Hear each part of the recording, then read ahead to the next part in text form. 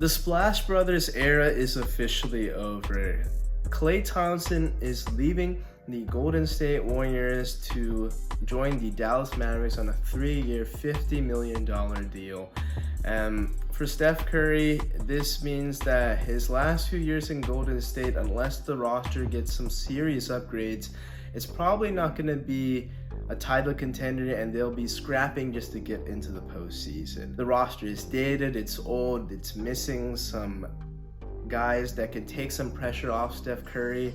And obviously the relationship with Klay Thompson, at least with the Warriors front office, soured in the last couple of years. When Klay was at his prime, he was one of the best two-way players. He was a deadly knockdown shooter, still is today, but he lost a lot defensively thanks to a couple of serious injuries. In the 2019 finals, remember, he was hurt with a torn ACL in Game 6, ended up missing the entire 2020 season, and just before the tip-off of the 2021 season, he tore his Achilles, had to miss that year, and a decent chunk of the 2022 season. But he came back, won a 4th title, and he'll obviously be one of the best Warriors in franchise history. They've obviously stated that he's going to have his number 11 retired in the rafters in the future. But for now, it means there's a post-Klay Thompson era in Golden State history. And now it's just Draymond and Steph. But let's get into how this impacts the Dallas Mavericks. This team is coming off of an NBA Finals run and definitely needed additional three-point shooting to contend with a team like the Boston Celtics. It's hard to beat a team like Boston when you have so many capable shooters, but still, despite the injuries that Klay Thompson sustained, he still is a pretty good three-point shooter. He's had a couple of relatively off seasons where he's been shooting below 40%, but he's been consistently in that lower 40s range and still is a very good three-point shooter. I think he can still make some three-pointers and catch and shoot in spot-up situations, which is really, really important. And between Luka and Kyrie, their passing ability, that's just another guy to take pressure off of them. The defense has to commit and figure out where Klay Thompson is on the court. And it's going to come down to how they round out the roster. This is another team that needs a big-time wing player.